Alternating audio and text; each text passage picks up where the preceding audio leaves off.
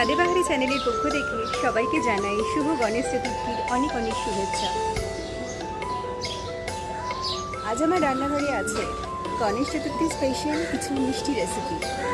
তো আসুন দেখে নেওয়া যাক পুজোর প্রসাদের জন্য আমি কি বানাচ্ছি।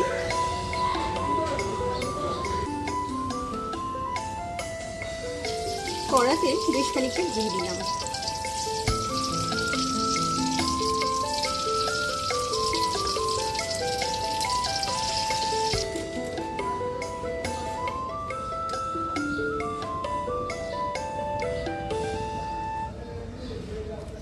ঘিয়ের মধ্যে বেসনটা দিয়ে দিলাম।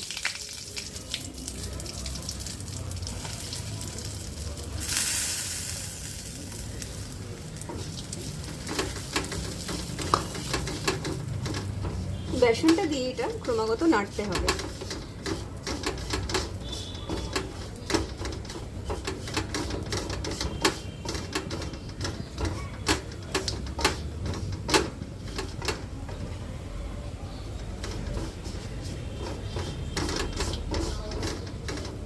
সুন্দর বেসনের গন্ধ বেরোবে।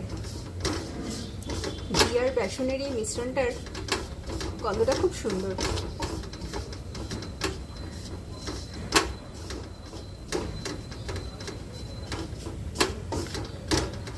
ভালোভাবে এটা মিশিয়ে নিতে হবে যেন দলা না পাকিয়ে যায়।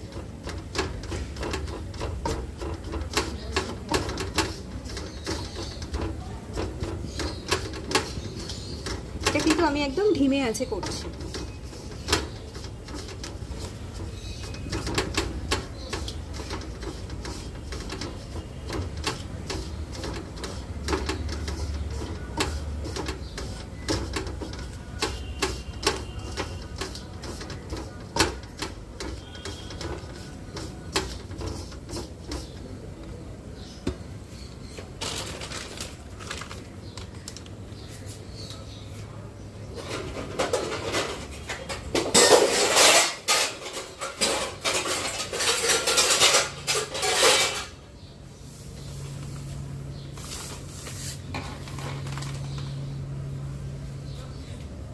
এর মধ্যে এবার আমি খানিকটা সুজি দিলাম।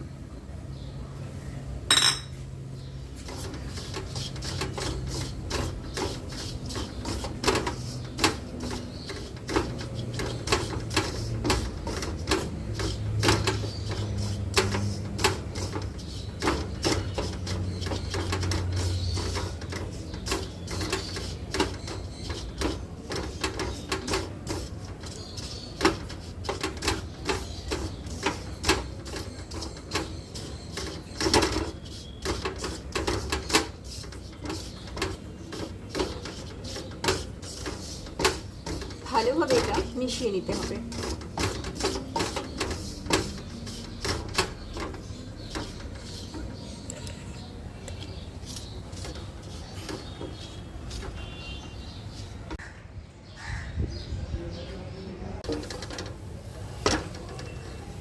আমি গ্যাসটা অফ করে দিলাম।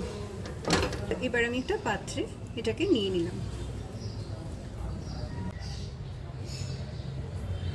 একটু ছোট এলাচ গুঁড়ো এই মিশ্রণটার মধ্যে দিয়ে মেখে নেব।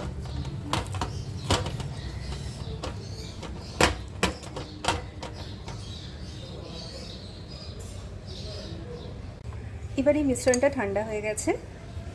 এটাকে মোদকের আকারে গড়ে নেওয়ার জন্য আমার কাছে আছে মোদকের মোল্ড, আর সাজাবার জন্য নিয়ে নিয়েছি একটু কেশর, একটু স্প্রিঙ্কল আর একটু ফুড কালার।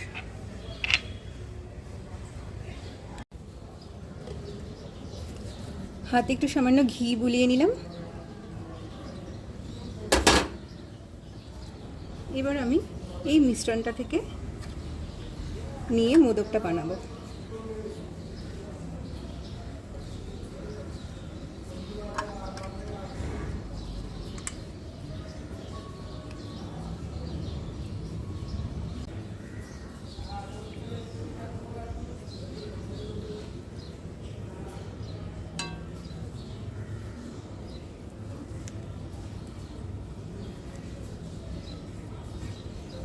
ভালো করে প্রেস করে মোল্ডটা একটু বন্ধ করে দেব।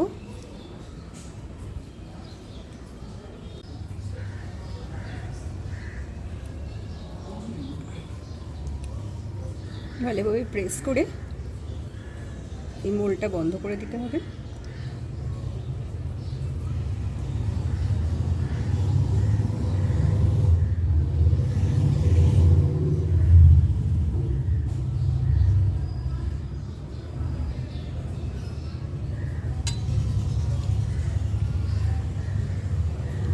আস্তে করে এটা বের করে নিতে হবে।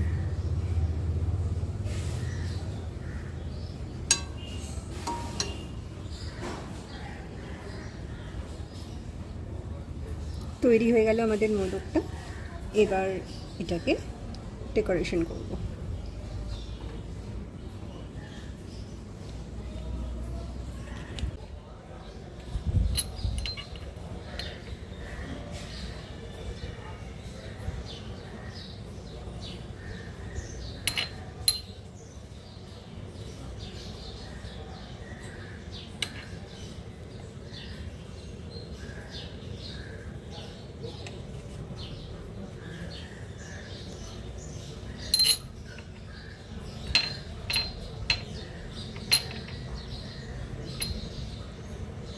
ফুড কালার দিয়ে একটু তিলক করে দিলাম। কেশরের থ্রেড দিয়ে দেবো একটু।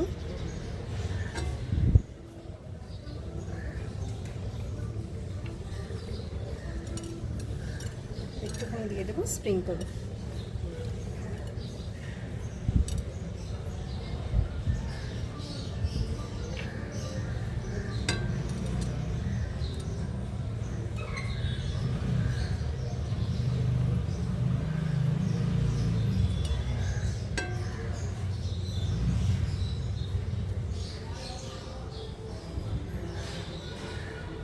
তৈরি হয়ে গেল আমাদের মোদক।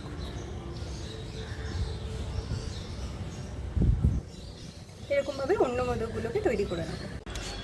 তৈরি হয়ে গেছে আমাদের মোদক। এবার ভোগ নিবেদনের জন্য মোদকগুলো রেডি।